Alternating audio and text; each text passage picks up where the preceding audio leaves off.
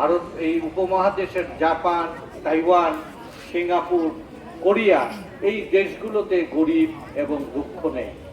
তারা ওখানে সম্পদ, সুখ, শান্তি নিয়ে বসবাস করে। পৃথিবীতে 780 কোটি মানুষের মধ্যে প্রায় 200 কোটি মুসলমান। আল্লাহর এই বান্দাদের দুঃখ তো আল্লাহ নিশ্চয়ই চায় না। তাহলে আমরা এখানে এই মানুষের প্রতি, আমরা যারা এখানে রয়েছি, আমি ছোট্ট একটা অনুরোধ করব যে আপনারা প্রতিবেশী, সে সবল হোক আর দুর্বল হোক, গরিব হোক আর ধনী হোক, মানুষ যদি হয় তাকে আপনি সম্মান এবং মর্যাদা দিয়ে কথা বলেন। টাকা দিতে না পারেন, পয়সা দিতে না পারেন, সম্পদ বিত্ত দিতে না পারেন, বেকারের চাকরি দিতে না পারেন, তার সাথে একটু সদাচরণ করেন, হাসি মুখে কথা বলেন, সাধ্য অনুযায়ী সাহায্য করেন। আল্লাহর রহমতে এই জনপদে আসবে।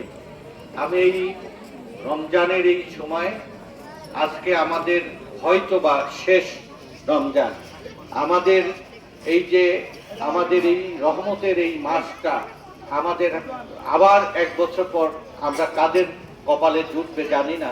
যে সমস্ত ভাই বোনেরা উপস্থিত রয়েছেন, আমরা এইটুকু শুধু বলবো, এই যে সম্মানিত বিভিন্ন মেহমান আপনাদের সামনে আসছেন, এই ছেলেরা যে একটা সৎ উদ্যোগ গ্রহণ করেছে, তাদের জন্য আপনারা দোয়া করবেন।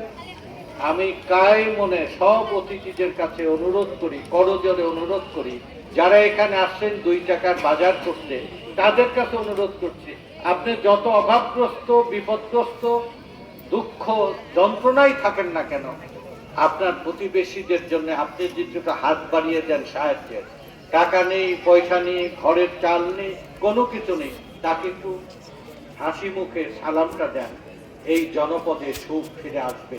300 বছরের অধিক কাল এই জনপদের মানুষ আমরা দুঃখ আর কষ্টে আছি।